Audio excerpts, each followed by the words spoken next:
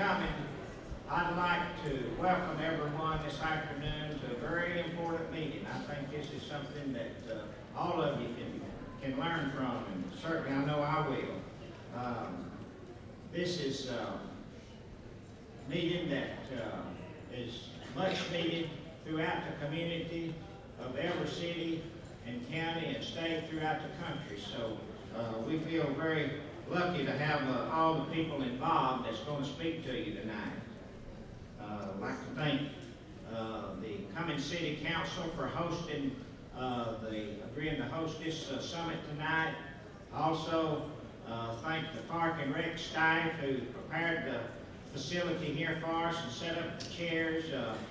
We have a little over 400 chairs, and if all of you were seated, we probably wouldn't have enough so we've got over 400 here tonight, so we're glad to have all of you with us. I'd like to thank the sheriff for his participation as usual, always involved and wanting to help the kids, and we appreciate Sheriff Freeman here with his men and being with us tonight. Also, thank the school teachers, the Board of Education, the superintendent.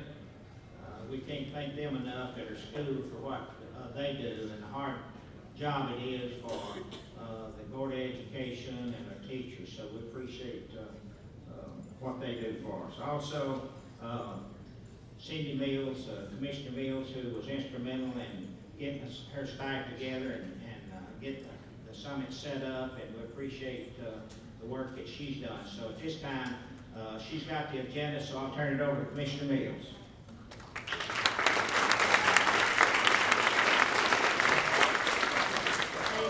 Thank you all for being here tonight. I want to thank Mayor Graven.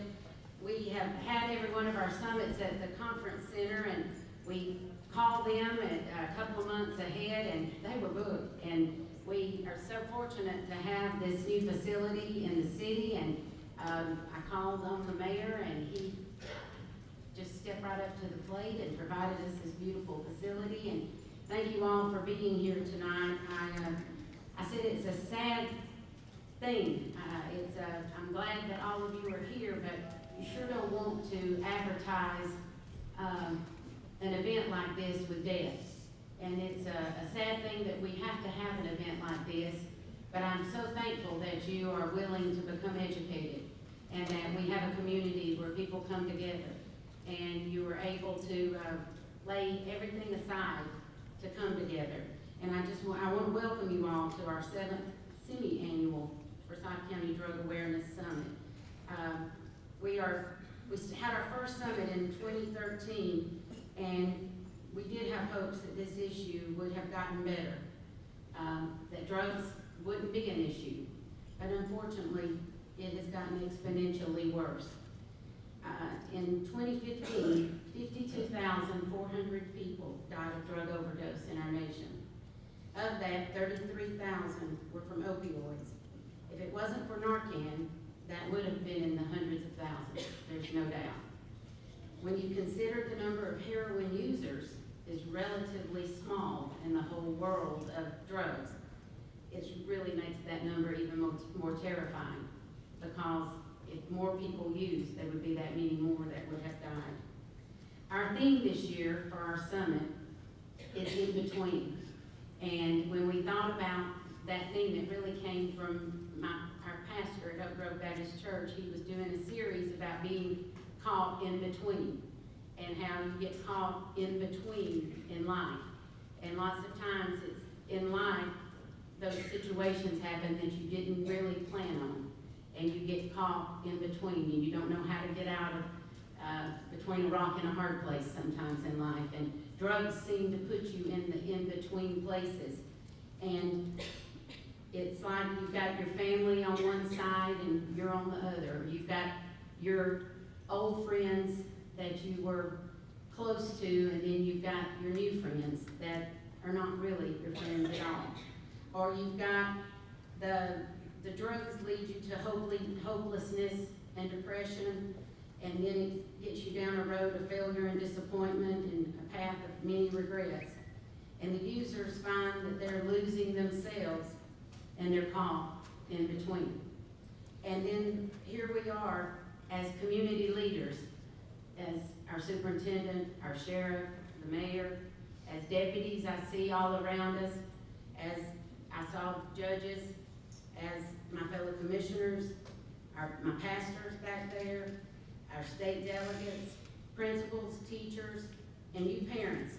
And we can't be caught in the middle, in between, when it comes to this drug issue. We have got to be against it. We can't be on one side or the other. We've got to be united. We have to be in a county, in a place that stands fast and stays true and stays united in a battle, united in this together as one, fighting this for the people that are addicted, but fighting in this, standing strong against drugs. And it takes all of us together to help winning this for the people that are in recovery and standing against people that are selling drugs that are on the streets. And as I said to Sheriff Freeman today, whatever it takes. If it takes more resources, then we've got to find them. If it takes whatever it takes, we've got to win this, because we've got children dying, we've got middle-aged people dying, we've got people wealthy dying, we've got poor people dying. We've got to find a way to win people back, because we're losing right now. And we've got to peel off the layers, whatever we're hiding. If we're hiding things wherever we've got to become truthful in it. We've got to find if parents are not being realistic, if they're not seeing what their children are doing, you've got to become realistic. If you know your kid's smoking pot, they're probably doing more than that. You've got to become realistic. You've got to become truthful. You've got to become aware. You've got to become diligent. And you've got to start seeing what's happening under your own roof. And you can't wait. You cannot wait any longer. You've got to become steadfast. Because if you're not fighting for your own child, who is? And we've got to become, as a community, more diligent. We've got to become smarter. And we've got to become more united so we can win in this battle. Because our children are worth it. They're worth it.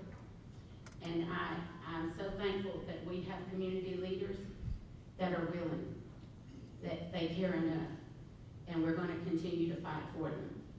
And I thank you for being here tonight, Sheriff Freeman.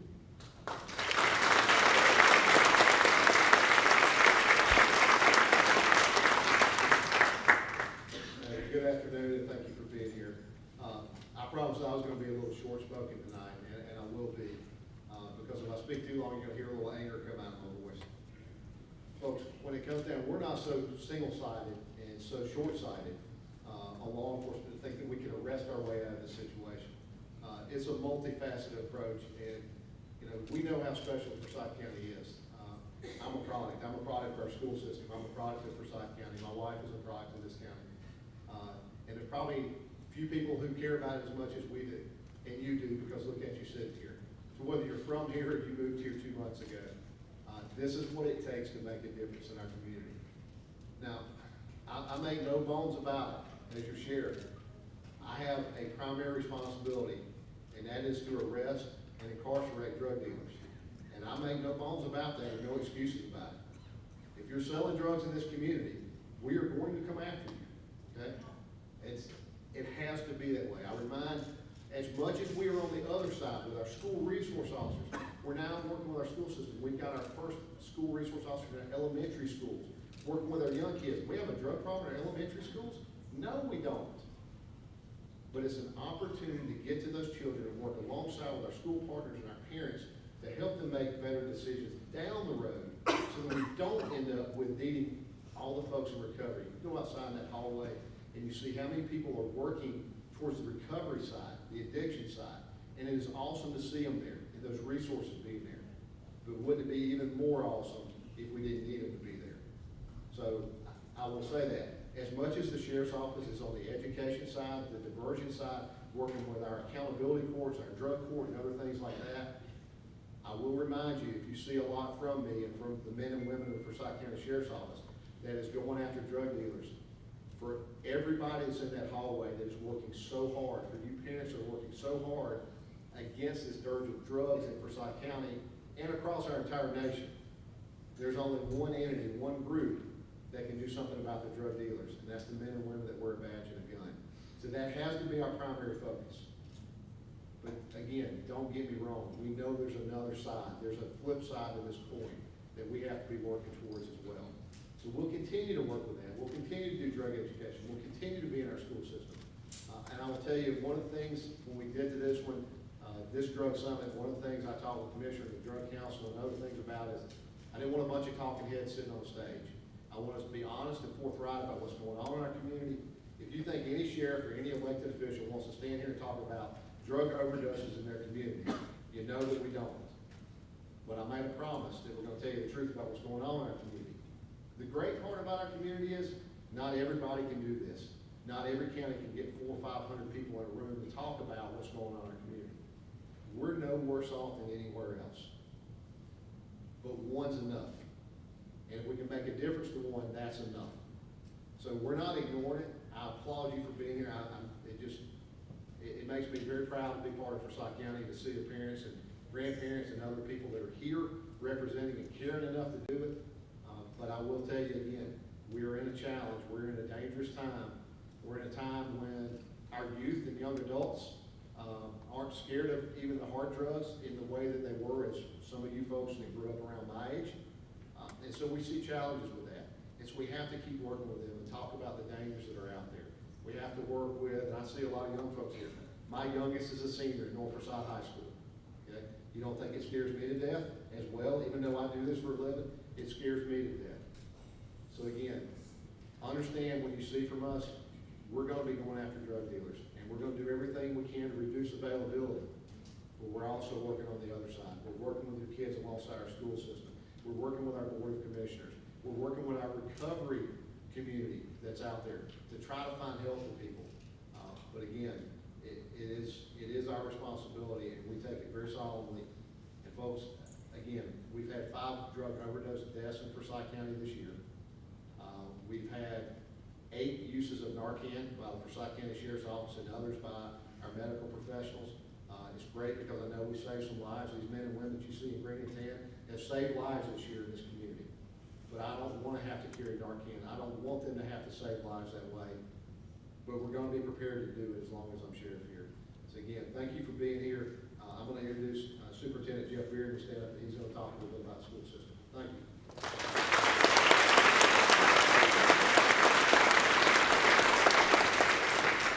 Good evening, everyone. I too want to thank everyone for attending tonight. A special thank you for the Forsyth County Drug Awareness Council for putting this event on. I want to give a special shout out to school board member Tom Cleveland, who's a member of that council and also a member of our school board, who's very passionate about this work. As Sheriff Freeman said and Commissioner Mills said, we're all in this together, and we do have to be honest. Substance use and abuse is a national epidemic, and Forsyth County, Georgia is not immune. We will only be successful in combating substance use and abuse, as the sheriff said, as Cindy said, if we work together on the effort. And I do want to thank Sheriff Freeman and all of our law enforcement officers in our community for partnering with Forsyth County Schools to keep our schools safe and drug-free. Sheriff Freeman and his team are committed to working with our school system and our community to combat this issue.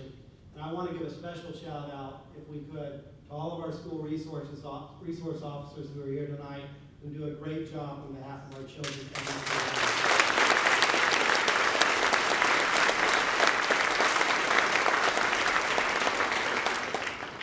Substance use and abuse is an area where we must be proactive.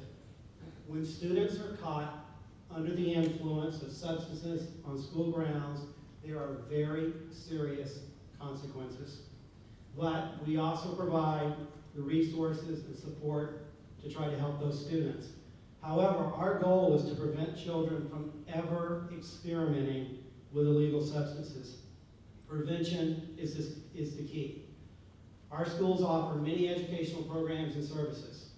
Social and emotional learning is embedded within our learner profile and within our curriculum. Our goals in our learner profile include, we want our students to accept responsibility for their personal actions. We want them to advocate for themselves, for others, and their community, and maintain wellness and balance in their lives. To our parents, we have many parents here tonight. Thank you so much for being here. Being a good parent is hard work. To me, and I think most experts agree, the key is communication. Parents, please communicate and connect with your children on a consistent basis. Remember, communication is a two-way street. It does mean talking, but perhaps more importantly, it means listening to your children.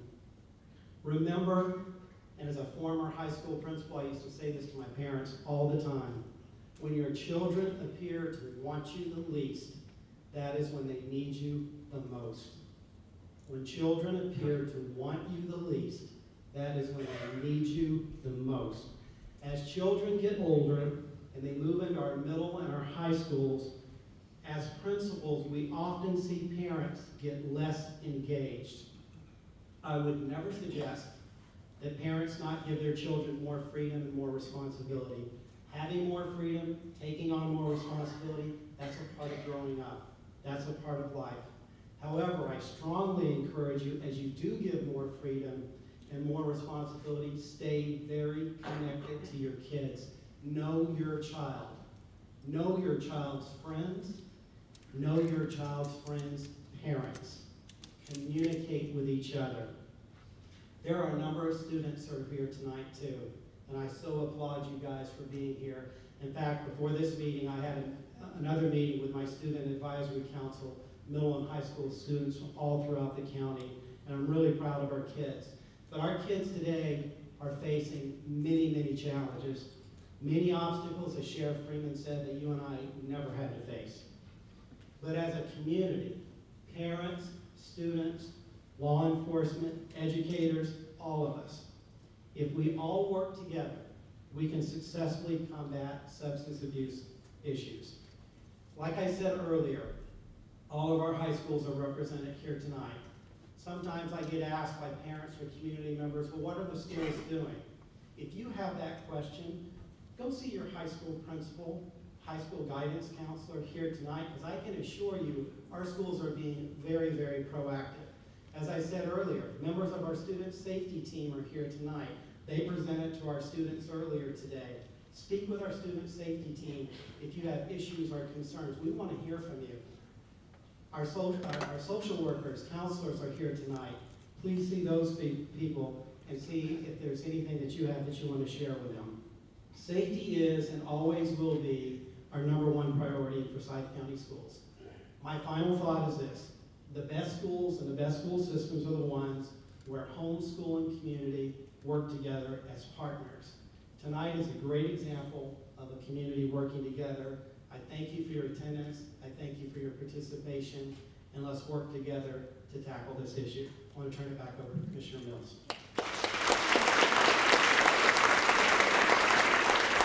At every summit, we try to bring somebody up from the recovery community. There's so much that we can learn from people that have suffered the most. Tonight, we have asked Victoria Torres to come and share with us her story. And I'm not going to tell about Victoria. I'm going to let her share what she's experienced through her walk of life.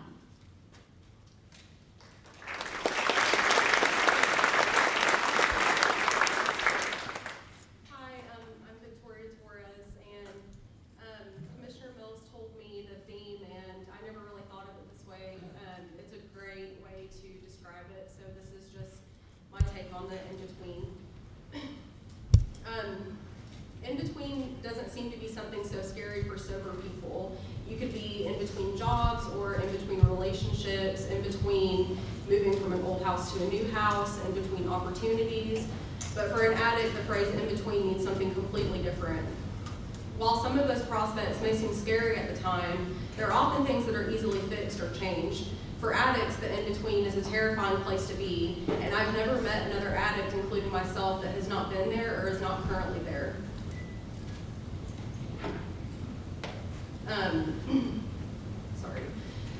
When you're an addict, you're in between being happy and miserable. Your happiness is an illusion of the mind. The drugs that you're doing make you feel happy, they make you feel okay, and they mask your past traumas. But underneath the chemical happiness, you really feel the misery. The misery is omnipresent, it's forever there and forever in your thoughts, except for when you're high.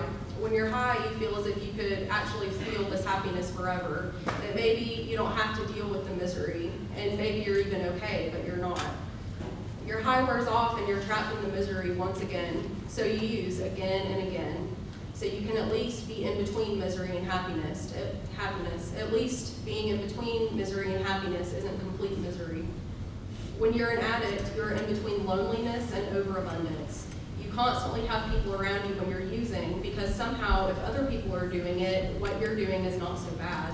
If other people are around you, you can't possibly be lonely.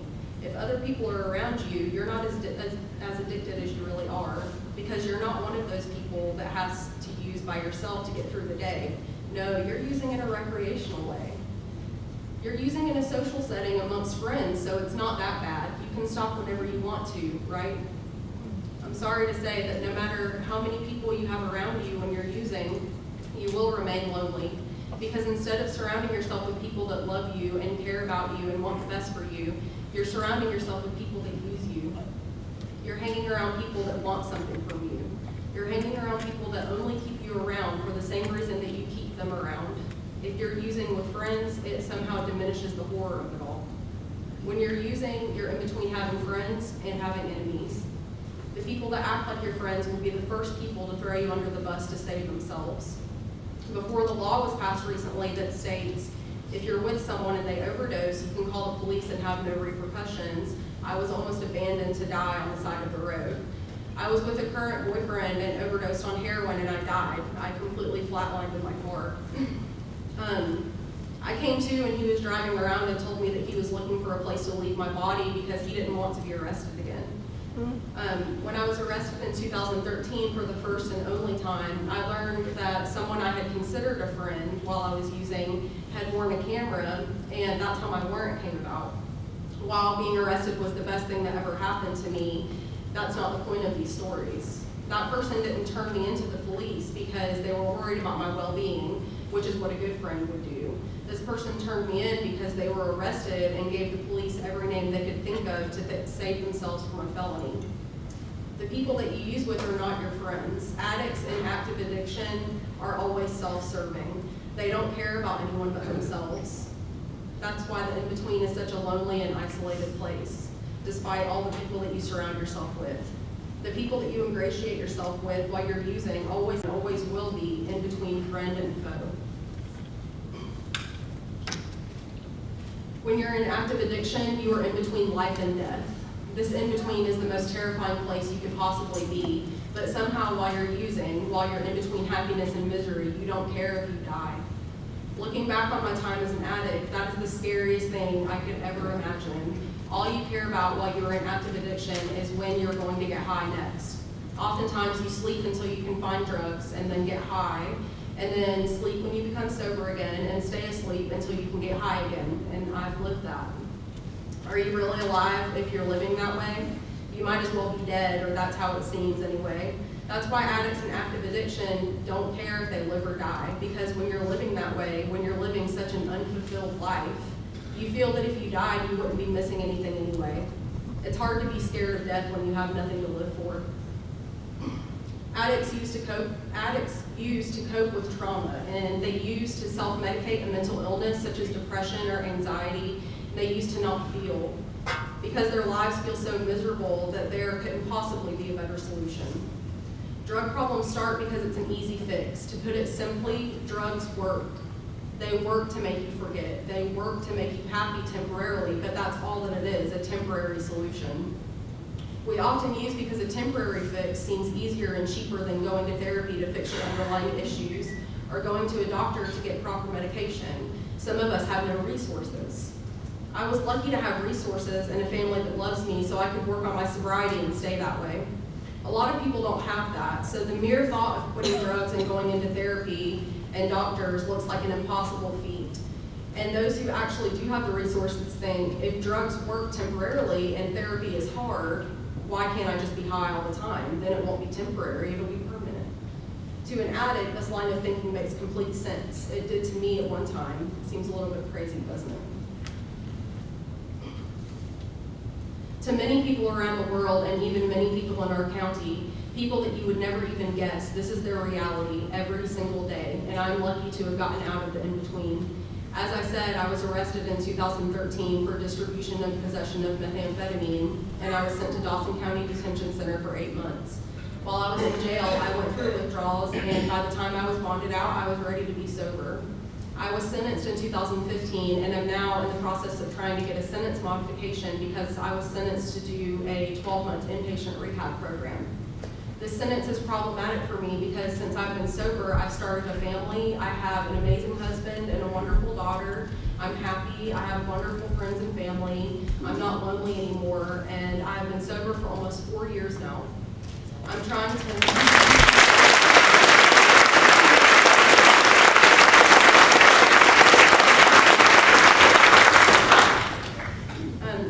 modify the sentence to instead do outpatient rehab, because even though I don't feel as if I need, rehab to stay sober, you can never have too large of a support system while you're sober. I tell you all of this not only to show that I'm a credible speaker so everyone can know that I know all of this content firsthand, but to show anyone out there struggling with addiction that it isn't worth it to continue on the path of active addiction. It's so much better in the long run to get sober and treat your underlying issues the correct way, with therapy or by going to a doctor for medication to treat your mental illness. If you use for recreational purposes and feel that you don't have a problem, then ask yourself this. If you don't have a problem, then why do you feel the need to get high to have fun? I can assure you that the consequences of using are not worth the fun that you have while you're high. You're either going to go into a downward spiral and become a daily user, or get arrested, or die. There are tainted drugs in our community right now. We just recently had 4 people die or become seriously injured from a batch of heroin mixed with fentanyl. I don't know how to pronounce what fentanyl is. This is an epidemic, and prevention starts at home. Speak with your kids, speak with your family members, and speak with your friends if you suspect drug use. Tell them that you will help them get the resources together to treat their underlying issues and get them the help that they need. If you would like to take action in preventing drug abuse with your children, you can listen to the podcast on the Forsyth County Drug Awareness Council's Facebook page. There's a podcast posted right now that Tammy Nicholson and I did for teens, and tomorrow we will be recording a second segment for parents about behaviors to look out for and household items that may go missing in your home if drug use is present. Addiction is not a death sentence unless it goes untreated. Thank you for listening.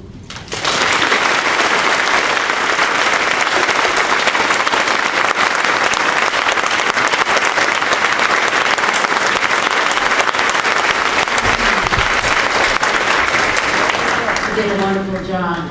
We can learn so much from people that have walked. And it's so much to embrace, and I think there's so much that we can learn from the recovery community. I know Kendra is here somewhere, and she did such a great job for us last year. Hey, Kendra. I appreciate so much people willing to give back and to help others. Now Tammy Nicholson's coming up here. Tammy is works for our Drug Awareness Council. She's going to introduce our speaker. Tammy has done so much for, I don't know where Tammy is. Tammy, come up here. Tammy has done so much since she's become our, I don't know what's your correct title, coordinator? Your director? Our director. She does an incredible job since she's come on board. She's got so many programs going. We're so fortunate to have her. I'm so thankful that she's here, and she can tell you about some of the programs that she's got started. The podcast is just one of the many. We've got a DVD series that we're hoping to get into the schools, maybe, we hope, but just a lot of things. But I'll let her share about the Drug Awareness Council and the great things that she's doing as she introduces our speaker. Thank you.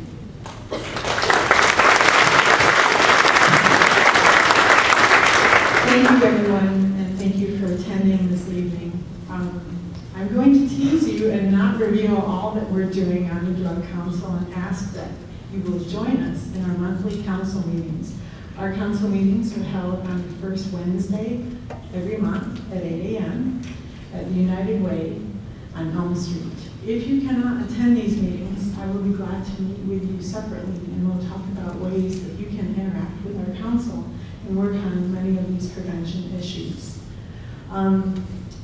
We are currently doing things that Cindy mentioned, like the podcast, a community empowerment series. We have a youth development committee working on projects to onboard youth into the council, because peer-to-peer relationships are much stronger than adults standing here trying to talk to youth. We also have several other projects in the works where we're making a virtual resource center.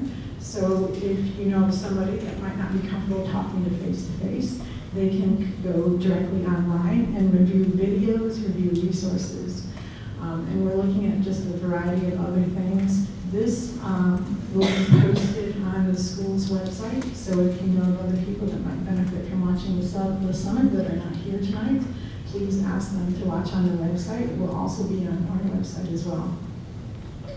I want to talk for just a couple of minutes before I introduce the speaker this evening, to give you an idea of why we've asked this specific speaker to join us. Go ahead and start the slideshow if you will. The heroin and fentanyl epidemics that we are facing today are intertwined with many other drugs.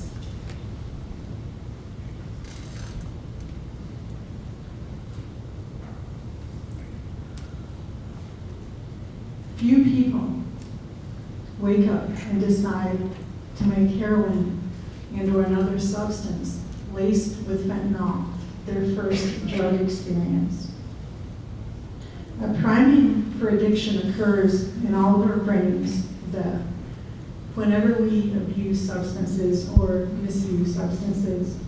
And some of these substances have been identified as gateway drugs. A gateway drug is a drug that leads into the use of heavier drugs because it primes your brain to help make you susceptible. All gateway drugs take a toll on our brains, especially youth brains. And with the youth, the situation is different because their brains are still in formation. They face a scenario where they become more easily addicted, and they can become addicted faster. If, for example, a person never tries a substance until they're in their late 20s, their odds are dramatically reduced statistically of them becoming addicted in the very same use that that teen would encounter. So, how do we start? There's only so much time this evening. And we want to provide a speaker that can talk about one of these gateway drugs. Well, when we onboarded this speaker, we weren't in the middle of this epidemic that we've encountered over the weekend. And it may seem to some of you sort of unrelated to begin with, but it is not at all. So before I introduce the speaker and his topic, I want to say to you, what can you do when you leave here today? What can we do to help remove some of the fire from this epidemic that is stealing the lives of our loved ones? Well, you can do plenty. You can join the council or another nonprofit that is working in prevention and or recovery. We need your help. There are so many projects going on, and we want to take and utilize anyone who's willing to join us. Everyone from retired engineers to students and parents, we need everyone standing together. and making a difference. Also, you can have a voice. And tonight, our speaker will help give you your voice. It's concerning a specific gateway drug. And go ahead and start the slideshow if you will.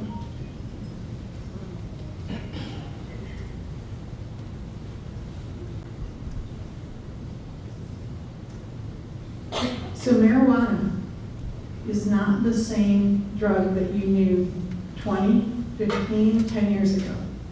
Today, it is big business. It is a billion-dollar industry. And it's been referred to by national experts, such as Dr. DuPont when we went to our recent leadership forum in Washington, D.C., as one of the gateway drugs into harder drugs. So it is a very timely thing to have our speaker here this evening, because right now here in Georgia, we don't have any legislation for the commercialization of marijuana yet. But a lot of states are finding themselves facing that situation. And some states, like Ohio, have stood up and said, no, we don't want this here. And it's occurred through groups like this group, prevention people, recovery people, joining together in dialogue, joining together in evenings where they learn more about some of these gateway drugs. So go ahead and show those pictures. These are products in the commercialization of marijuana. And as you can see, they're attractive to youth. And once again, we know that youth are able to become addicted quicker and at a higher rate than an adult. So I am delighted this evening to introduce Mr. Tony Coder. Tony is the director of the state and local affairs of SAM. SAM stands for Smart Approaches to Marijuana. And if any of you had the pleasure of joining us at the national conference last week, you may have heard him or some of his counterparts speak. Previously, he served as the assistant director at the Drug-Free Action Alliance, where he was the policy director for behavioral health issues at the agency. He was appointed to the Ohio Medical Marijuana Committee in 2016 by the governor. The committee is a 14-member group that lends their expertise to the rulemaking process for medical marijuana in the state of Ohio. Mr. Coder is also currently sits on the board of directors for Addicts Parents United, a nonprofit organization that focuses on the needs of parents who have children with substance use disorders. In 2015, Mr. Coder led the grassroots organizational efforts against marijuana legalization initiatives in Ohio, which was soundly defeated by a 64-36 margin. He has also worked as the project director for Ohio's First Lady on drug prevention issues, and also served as the legislative director for Ohio's Department of Job and Family Services, where he was the chief lobbyist for the agency under Governor Ted Strickland. In addition, Tony has created 2 Telly Award-winning documentary films that focus on the opiate epidemic and childhood alcohol use. Please welcome Mr. Tony Coder.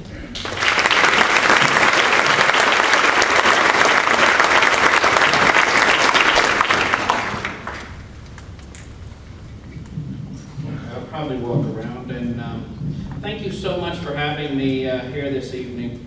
I am from the state of Ohio, Columbus, Ohio, and we too are facing what you're facing in regards to the opiate epidemic.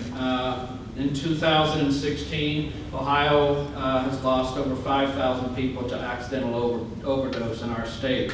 That is equivalent to more than 10 a day, 12 to 15 a day. That we're losing. So we empathize with what you're going through here. And a lot of folks, the think or ask, what's marijuana got to do with this? Why am I here? I came here to talk about what has happened this past weekend. And one of the things that I do is I sit on the board of the Addicts Parents United. It's an organization that is basically it's parents from across our state, and they have actually tried to go into other states now, who basically are telling parents that you're not doing a bad job if you have a child who is an addict, who has substance use disorder issues. And some people say, well, then why are you, I take a lot of abuse for talking about marijuana. Marijuana people, for as much as it says it calms you down, they're some of the angriest people I've ever met in my life. Holy cow, they hate me. And working on this board, one of the things that's really got me interested in marijuana specifically was a woman who had lost her son to something called dabbing. Anybody know what dabbing is? Dabbing is basically, they call it in Pueblo, Colorado, they call it crack weed. It's basically almost pure THC, causes some folks, it's being linked to schizophrenia, higher onsets of psychosis, some really terrible mental health issues. And there was a woman in our group that her son passed away, committed suicide. He was a dabbing, he had an addiction to dabs, and passed away and committed suicide. And one of the first things that when she spoke and told her story about how my son was addicted to marijuana, and it eventually, he took his life because of it. In his letter, in his suicide letter, he said, "Pot has stolen my brain.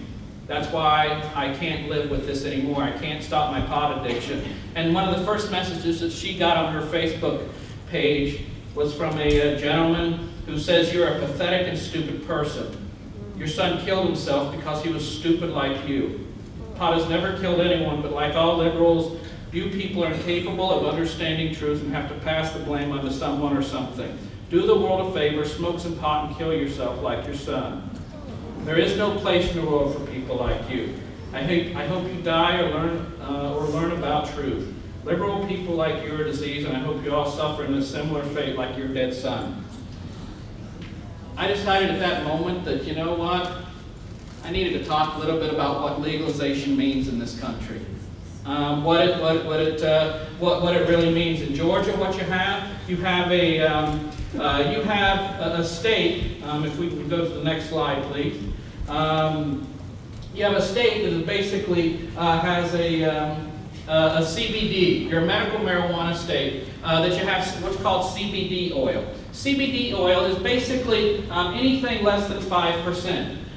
CBD is more of the medical part of marijuana. There are over 400 compounds in marijuana. THC is what gets you high in marijuana. But the CBD is what we're really focusing on. That's what scientists are focusing on as well. And it has actually shown a lot of promise in young people, especially those who have epilepsy and some of and really severe seizure disorders. But I look at it, what is medicine? As we take a look at what medicine is, we consider medical marijuana, and we think about it, well, if it's helping those little kids, then it's okay. But really, it's the CBD inside of the marijuana plant. It's just the same as, I compare it to the Brazilian pit viper. Anybody ever been bit by a Brazilian pit viper? No. Have you been bit by copperhead? Holy cow. Holy Nikes. This is some dangerous stuff down in here. But the Brazilian pit viper, when they have actually taken a compound from that snake, and they have made high blood pressure medication out of it. That doesn't mean that you go out and you get bit by a snake to lower your blood pressure. It'll lower your blood pressure, I guarantee that. But getting it back up is going to be the problem. But what this has done is, and in D.C., we look to ways to try to force the federal government to try to create actual medications from the marijuana plant. Next slide.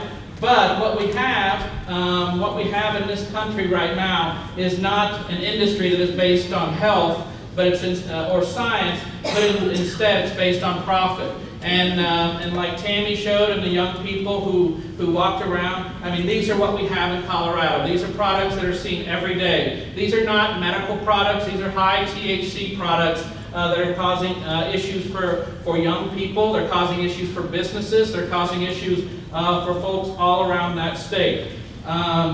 We even have medical marijuana cotton candy. We have medical marijuana chocolate. By the way, I always get cracked up over this because it reminds me of those Hershey bars. You know, anybody ever eat just one of those little sticks, one of those little squares that you have? Fat boy here doesn't eat any, you know. I don't eat one of those. It says one dose. I eat the whole candy. I'm going to be honest with you.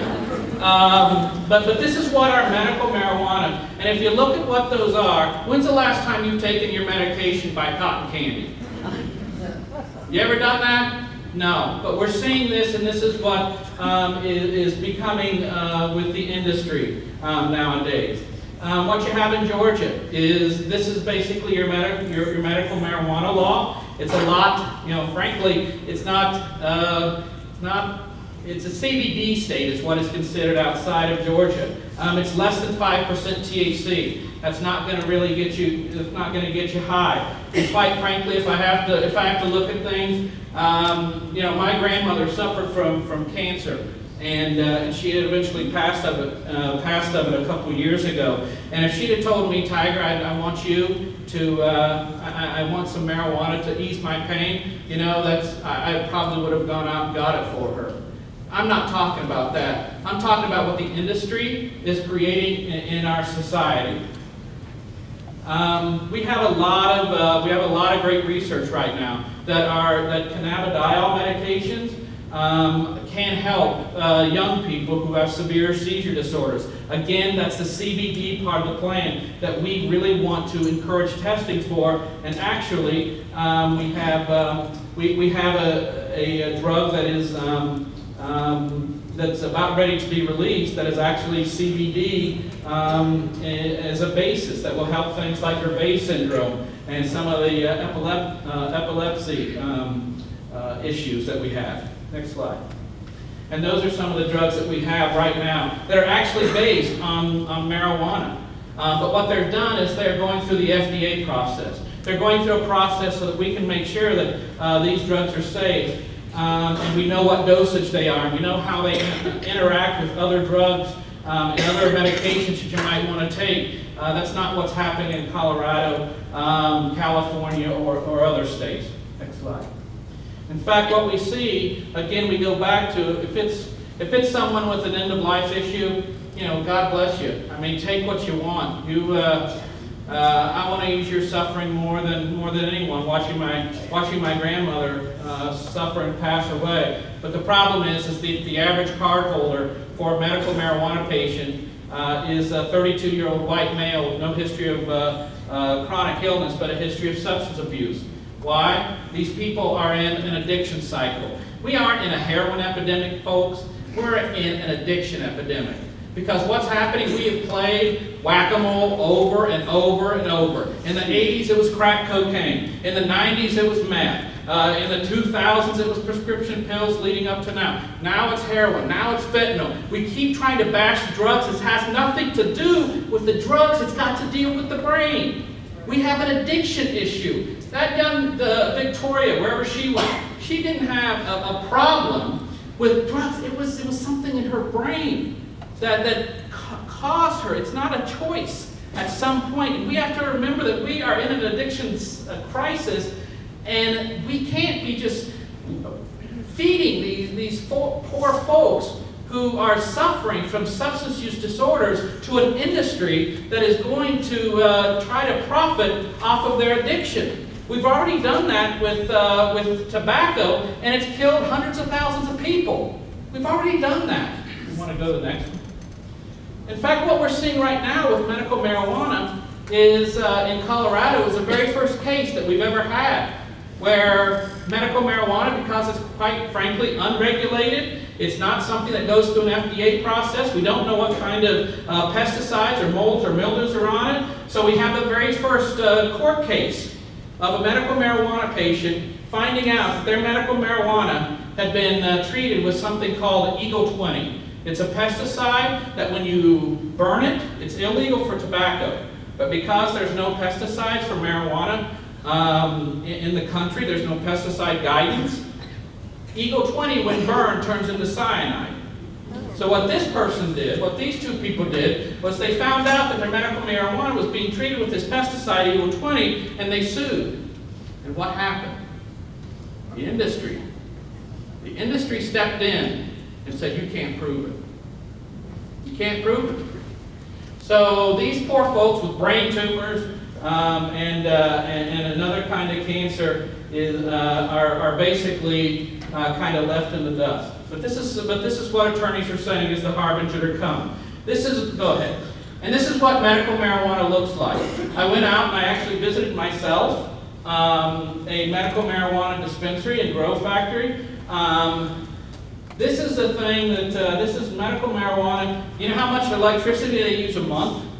I asked the lady, $30,000 a month electricity for growing medical marijuana. That's what you have to have because of the black lights and all of the issues with watering. And this is the medical guy. They had a legalization guy and a recreational guy, and that's the medical guy. Now, does that look like a sterile environment? You know, I saw him wipe his nose, and I said, uh-oh, I think somebody's going to get boogie in their butt. But, go ahead.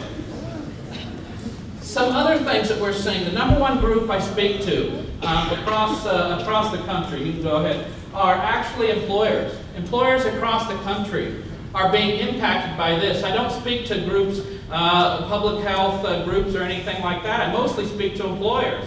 Because what's happening?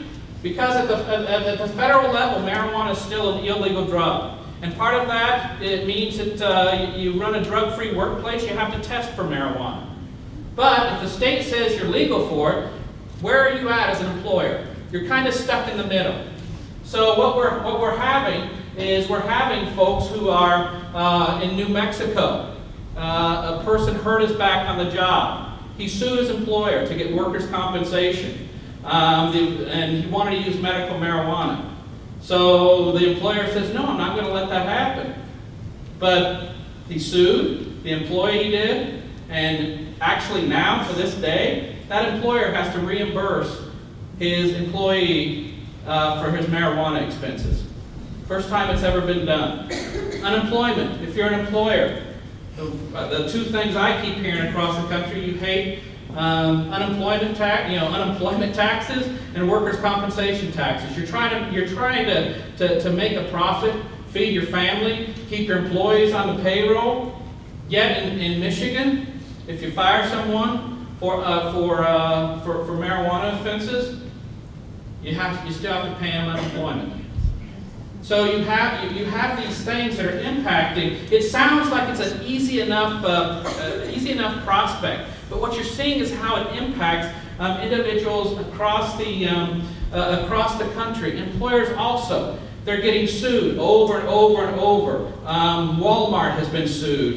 Dish Network has been sued. Adecco's been sued. Little teeny mom and pops have had to go out of business. Why? Because the Wall Street Journal said in an article from August of 2013 that these lawsuits will cost an employer somewhere between $69,000 and $107,000 just to defend yourself in a court of law.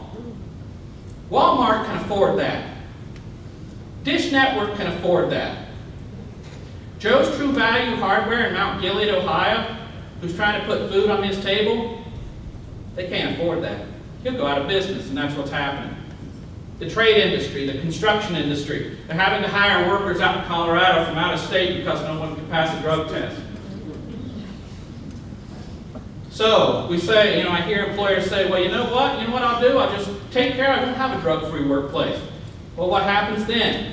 Well, we know from the Journal of the American Medical Association that marijuana users and most of the recreational users are employed, but marijuana users, actually have 78% more absenteeism. They have more workplace injuries, more discipline problems, and more industrial accidents. So you're caught between a rock and a hard place. You're just trying to have a business and make it run. Yes. And again, we talk a lot about when truckers are another issue. And coming up, whatever happened to 85? Good God. What is going on with your state? Trying to drive up here was like, where am I at? But, you know, I saw a lot of truckers. And what we're seeing is with the trucking industry is that in 2015, all of the fatalities in Colorado, which is where a lot of this is being reported, 21% of all the folks had marijuana in their system at the time of fatality. Go ahead. A lot of folks think, well, you know what, we'll also do it for tax revenue. But we do it for tax revenue, we never make that back. In fact, Andrew Friedman, who was the Colorado marijuana czar, said, you know what, you don't legalize for taxation, it's a myth. You're not going to pay your streets, you're not going to pay your teachers, you're not going to get buildings like this, because legalization, when you legalize, the taxes for legalization don't even cover your costs. They don't cover the cost of homelessness. They don't cover the costs of increased drug driving. They don't cover the costs of kids who are being taken out of school, expelled from school. It all goes to the cost of legalization. Go ahead. We hear a lot that, you know, I heard a couple Sundays ago, Colorado Governor John Hickenlooper said, you know what, marijuana use is fine in our state. Legalization, we're okay because it hasn't risen at all. But what he didn't say from that survey that he quoted, the Colorado Healthy Kids Survey, is that it left out 3 of the 5 biggest school districts in the state. Left out Denver, left out Pueblo, and left out Colorado Springs. Where are the medical marijuana, where are the recreational marijuana facilities at? Denver and Pueblo. Pueblo's having all kinds of problems. Marijuana use for young people is going up across the country when you actually look at all the numbers. We also see that college students, if you're trying to raise your kid, you're trying to get him to college, the one, you know, I have an 18-year-old kid who's about ready to go off to Bowling Green State University, and I got that first bill. Anybody ever get one of those? What happened when you wake up? Because you do pass out when you get that first bill. Let me tell you that right now. When you think about that, the kind of money that you're talking about, and then you look when you put marijuana on top of things, you see that college students skip more classes, they have lower grades, and after they graduated, if they do graduate, they have much higher rates of unemployment.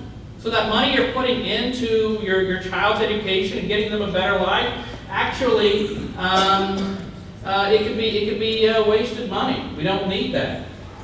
There's a slide that shows about all the red states are the medical marijuana states, and that's the usage of 12 to 17-year-olds across the country. I don't know where Georgia is down here. So Georgia's right there, right above Ohio. Colorado's number 1, Vermont's number 2. Go ahead.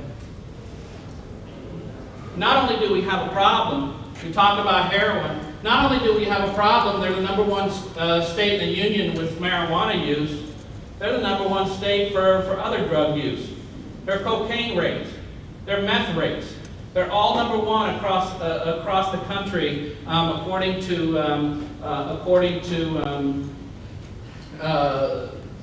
folks who live there. So and studies that we have. So per capita, they have a much higher rate of other drug use, and cocaine or heroin use, heroin deaths have doubled since legalization. You can't substitute. You know, we one time in this country, you know that we tried at one time to treat alcoholism with cocaine? You know we tried that years and years ago? That's what we're hearing nowadays. You know what? You know how we get rid of this meth, or we get rid of this heroin problem? We give marijuana. You don't substitute a drug for a drug. It's a brain disease. You got to treat the person. You can't treat the drug. Go ahead. Also, expulsions have went up. Go ahead. I'm going to try to rush through this. How they obtain this legally, and I'm giving this to Tammy. So if you want to use this, if you want to see this, it's all cited. You're more than welcome to have it. She can put it on our website. Also, the issue that I think is most troubling about the high potency marijuana is the issues with psychosis and schizophrenia. We have a mental health crisis in this country as well. We have folks who are suffering from deep mental health issues, and what these high potency marijuana products are doing.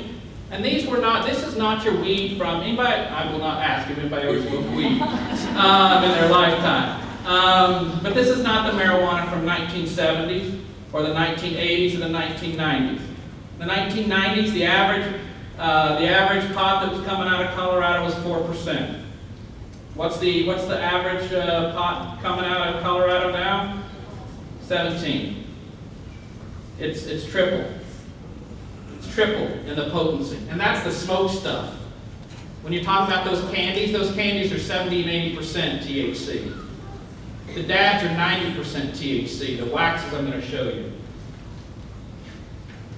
Again, we're just starting to learn about the link between mental health issues and higher potency marijuana use. Go ahead. Go ahead. I think this is the most interesting slide. There, we have to educate our young people because we're seeing drug driving crashes, drug driving deaths go up in Colorado due to marijuana. Yet you ask young people what the problem is, and this was a Liberty Mutual survey. 20% of the kids admitted to driving while high. The problem for me is this one. 34% of those kids said it made them a better driver. That if you drive high, you're a better driver. All studies show that your impairment does not increase your driving ability. The homeless program, that's actually my friend John Dudley, a young man I met in California. He was a young man, went out to USC to try to go to college, got caught up, got himself a medical marijuana card, 22 years old, prostituting himself on Hollywood Boulevard. The homeless population has grown 30% in Colorado, Denver, Colorado. Not because people are losing their houses, but because people are coming there for the weed. A third of them cite legal weed as moving to Denver. So the homeless population, in fact, Governor Hickenlooper's had to put another $16 million in his budget just to deal with the social service issues and the issues of homelessness. And these are the other products that we're talking about. The keef is kind of it looks like salt and pepper. She said that you sprinkle it on, the lady I talked to there said you sprinkle it on your spaghetti or something. There's your jelly beans and your candies. That's what's called a tincture, which you put in your coffee. And that's the very first, up in the right-hand corner, that's the very first personal lubricant with THC in it. And I asked what personal lubricant was, and it was exactly what I thought personal lubricant was. This is what is scary about Colorado as well, the industry. The industry says that you can have 10 milligrams of serving and be okay. The problem is they put them, like this bear, you can have 100 milligrams in a package. So this little bear, this clawed, the black cherry gummy bear, actually is 100 milligrams of THC, which means to have the recommended dosage, you can have a foot. You have to split this up into 10 different sections. Because what happens is you have too much, and especially young people, you don't feel something. It takes about 30 to 45 minutes for anyone to feel the high after they eat one of these edible products. Well, 30 to 45 minutes, my kid don't wait nothing 45 minutes, I'm telling you right now. So they keep eating this, and that's when the problems start. And that's why we've seen a 400% increase in Poison Control Center calls since legalization has happened in Colorado. Go ahead. And then this, we want to go, there's another thing, the hash oil explosions. Do you have those down here yet? Hash oil explosions? They're in the metro area. what happens is they're trying to burn off the oil from marijuana to try to get that high THC level. And what happens is you use butane. So what happens, go ahead, is this happens. So this is an apartment in Colorado where a person was trying to create butane hash oil. That's in California. It's a gentleman who burned his skin off. This was 2012. They had 0 of these things. Butane hash oil explosions in Colorado. The year after legalization, they had 32. Go ahead. And this is what, if you get nothing else out of this, if you get nothing else, that is my wife calling to say, come on home. But if you get nothing else out of this whole thing, this is what you really got to watch for young people. This is the most, this didn't exist prior to legalization, this marijuana wax.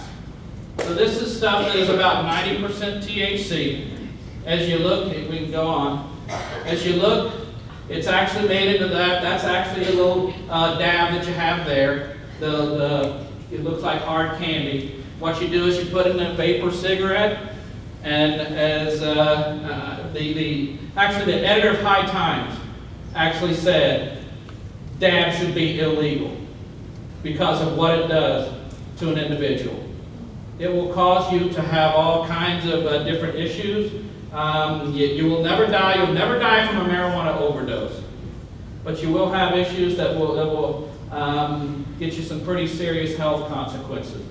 So, as we're thinking about legalizing marijuana, you think about medical marijuana. We're not talking about the marijuana of old. Some, Cheech and Chong speaking, sitting on his couch, smoking. Do we use doobies down here? Is that a word?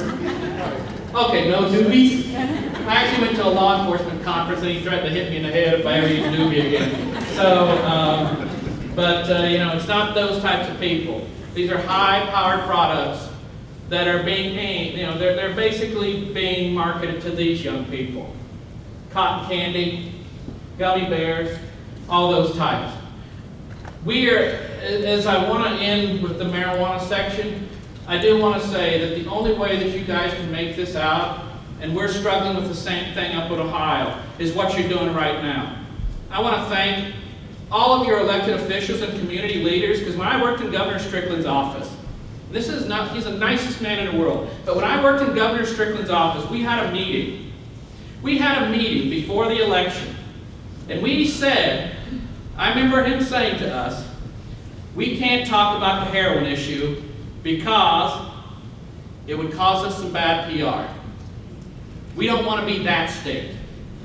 So I really look to the elected officials today. I congratulate them. I lift them up for bringing this problem and not blaming anybody, not putting it at law enforcement's feet, not putting it at parents' feet, not putting it at schools' feet, but instead saying to everybody that we as a community need to wrap ourselves around this community and protect it. We are the ones who are going to fix this. Don't let government do it. Don't let the feds do it. We have to do it ourselves here. And I absolutely want to thank you for inviting me down here and for bringing this up. This is not an easy subject, but it is something that for Victoria and every one of these parents and every one of these people who are struggling with this disease, you will get your reward in heaven. So I thank you so much, and I thank you so much for coming here this evening.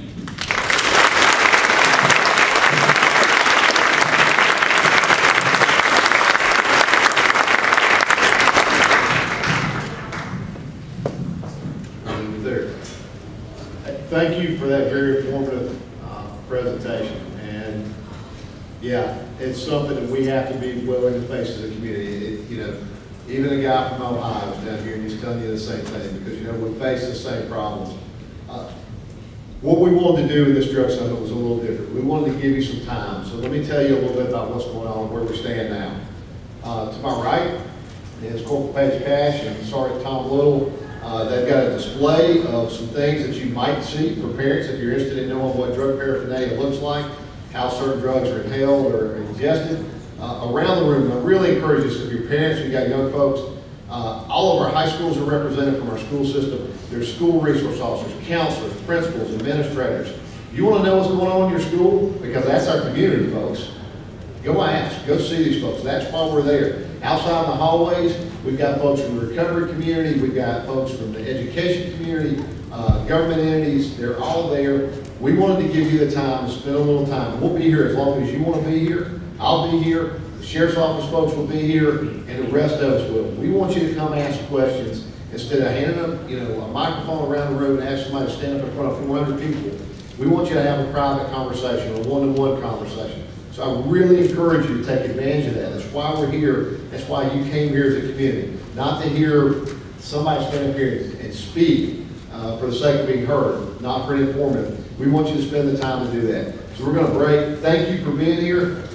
Tables are open. Please take advantage of it. Thank you.